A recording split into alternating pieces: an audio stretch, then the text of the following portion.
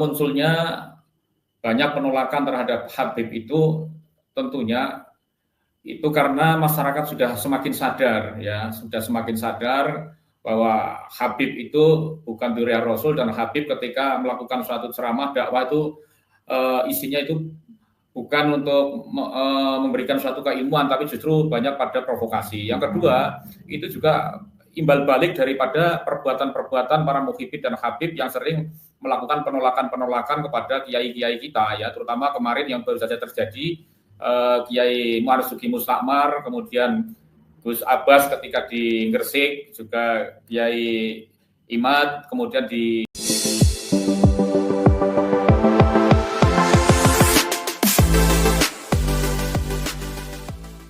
Assalamualaikum warahmatullahi ta'ala wabarakatuh.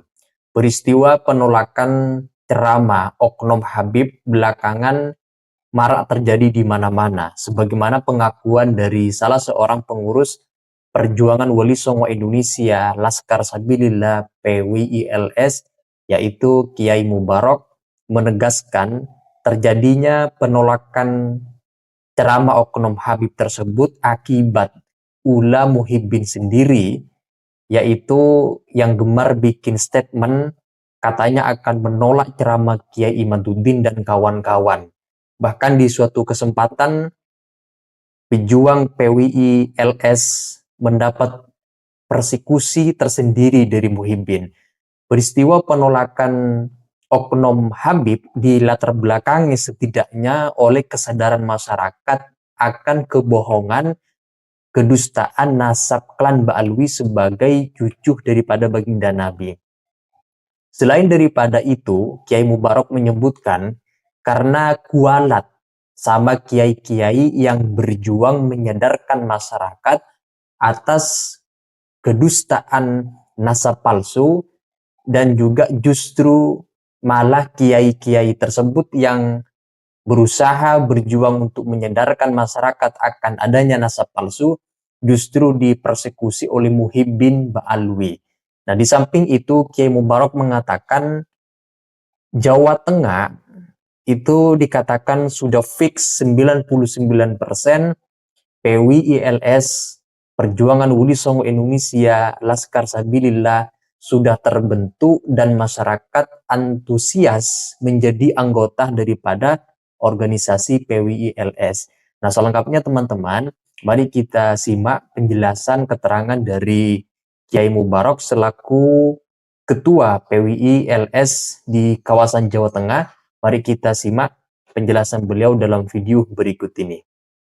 Romo Kiai Ubaidillah dan yang saya hormati pada Suka TV, perlu saya sampaikan yang terkait peristiwa ya yang tentunya terjadi di beberapa daerah dan terutama di Jawa Tengah, sebagaimana video tadi yang sudah diputar, bahwa munculnya banyak penolakan terhadap Habib itu tentunya itu karena masyarakat sudah semakin sadar ya, sudah semakin sadar bahwa Habib itu bukan durian Rasul, dan Habib ketika melakukan suatu ceramah dakwah itu isinya itu bukan untuk memberikan suatu keilmuan, tapi justru banyak pada provokasi. Yang kedua, itu juga imbal balik daripada perbuatan-perbuatan para mukhibin dan Habib yang sering melakukan penolakan-penolakan kepada kiai-kiai kita ya, terutama kemarin yang baru saja terjadi, Kiai Marzuki Mustakmar, kemudian Gus Abbas ketika di Gresik, juga Kiai Imad, kemudian kemarin di Kerawang ya, Kiai NU yang sampai dipersekusi seperti itulah. Ini tentunya ketika kiai-kiai kita ini dilakukan suatu penolakan, tentunya bahwa PWI pun dan teman-teman NU ataupun dalam hal ini Banser juga bisa melakukan hal yang sama. Jadi ini imbas dari perbuatan para oknum habaib dengan muhibin-muhibinnya yang tentunya yang dijadikan bemper oleh mereka. Begitu, Mas. Oke, baik. Kiai Mubarok, Ini Anda kan Ketua Laskar Sabilillah Wali Songo. Untuk Laskar Sabilillah Wali Songo ini untuk daerah Jawa Tengah, ini memang sudah merata Anda bentuk itu masing-masing kabupaten atau bagaimana? Alhamdulillah sudah 99% terbentuk ya. Tinggal satu yang belum, dari 35 kabupaten kota tinggal satu yang belum terbentuk.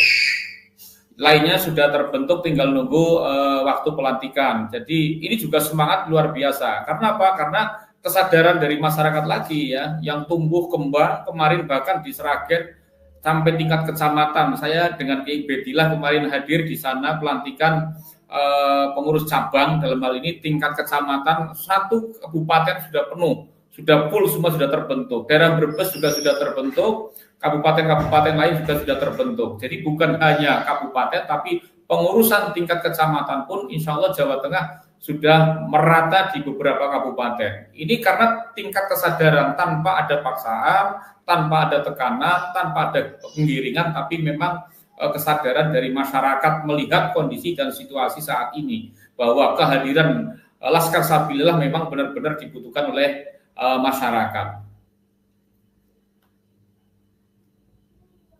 Ya, Kiai, saya pengen lebih dalam. Sebetulnya apa yang diperjuangkan oleh Laskar Sabilillah sehingga Anda dan kawan-kawan perlu membentuk Laskar ini?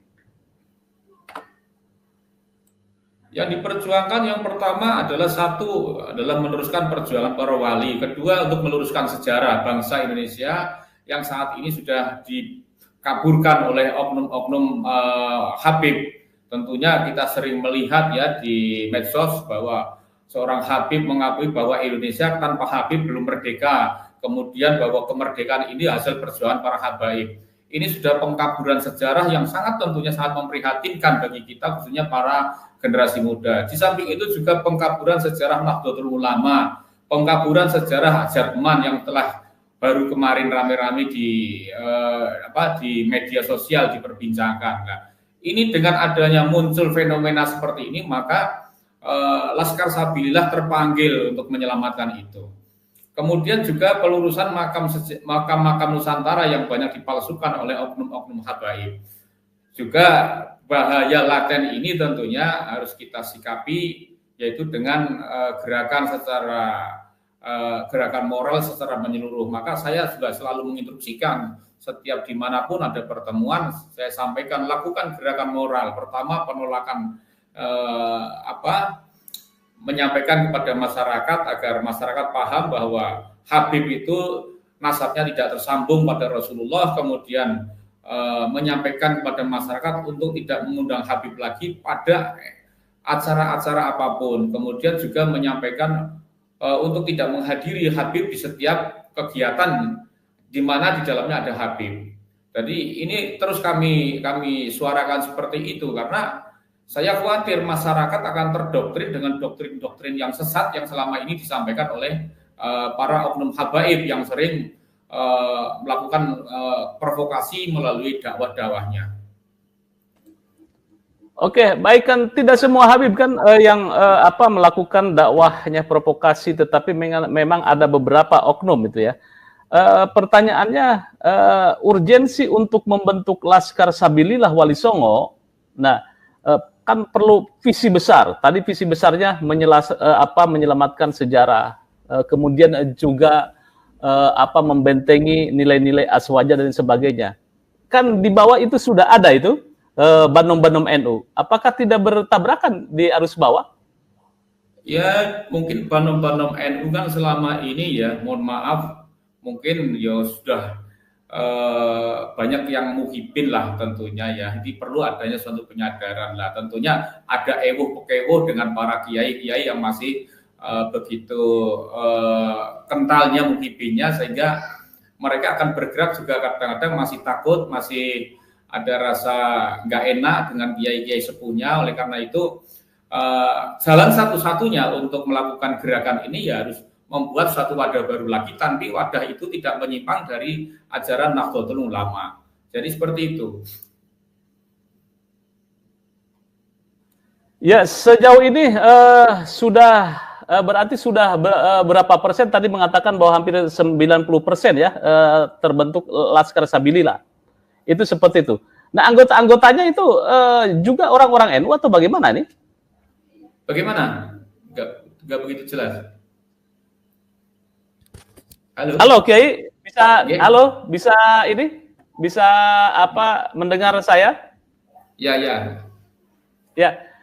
Untuk Laskar Sabilillah semua itu anggota-anggotanya itu semua untuk apa warga NU atau di luar NU atau gabungan?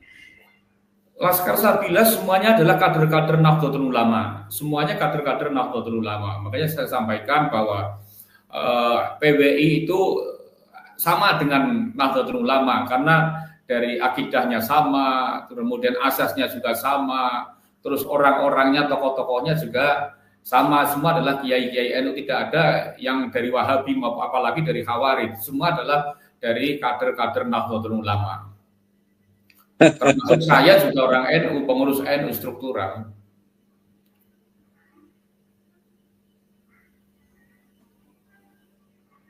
Baik, terima kasih apa Kiai Mubarok. Satu lagi pertanyaannya, yang biasa dilakukan rutin oleh PWI Laskar Sabilillah apa ini, Kiai? Yang dilakukan rutin adalah biasa koordinasi, ya, membahas persoalan-persoalan atau masalah-masalah yang sedang berkembang saat ini. Satu, menginventarisasi dan identifikasi makam-makam palsu di daerahnya masing-masing, kemudian mencari data-datanya dan manuskripnya, kemudian dikoordinasikan, kita musyawarahkan dengan para aparat keamanan, melakukan pendekatan dengan tentunya hal ini dengan juru kuncinya. Kalau memang sudah clear, kita bongkar juga, ya. Jangan sampai masyarakat itu disesatkan oleh makam-makam palsu ini. Itu yang selalu kita lakukan. Di samping itu juga kita melakukan pembinaan kebangsaan, ya, kebangsaan kepada kader-kader PWI, juga membangun komunikasi dengan lembaga-lembaga lain yang tentunya mempunyai visi dan misi yang sama. Nah, itu penjelasan dari Kiai Mubarok yang cukup menarik untuk kita simak, karena memang penjelasan dari beliau menjelaskan tentang bahwa PWI di Provinsi Jawa Tengah sudah terbentuk cukup masif. 99% PWI LS ini sudah terbentuk di Provinsi Jawa Tengah. Artinya masyarakat antusias bergabung kepada organisasi Perjuangan Wali Songo dan Laskar Sabilillah PWI LS.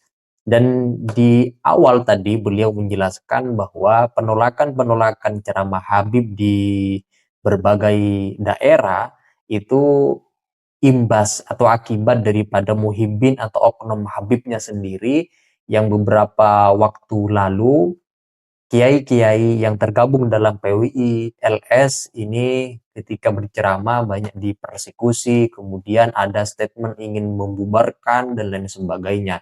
Makanya kemudian masyarakat tercerahkan akibat dari adanya usaha-usaha dari timnya Kiai Imaduddin yang menyadarkan masyarakat akan adanya nasab palsu dari kalangan klan Ba'alwi. Nah, tentu saja Kiai Mubarok ini selaku Ketua PWI LS dan juga sebagai pengurus struktural di PWI di PCNU, ya, mohon maaf, PCNU di Wonogiri, Jawa Tengah. Di beliau sebagai pengurus NU sekaligus juga sebagai pengurus PWI LS Sabilillah. Nah, itu saja teman-teman. Kalau ada yang ingin disampaikan terkait dengan penjelasan beliau yang barusan kita simak, silakan tulis pendapat dan komentar kalian. Saya tunggu. Sekian dari saya. Wassalamualaikum warahmatullahi wabarakatuh.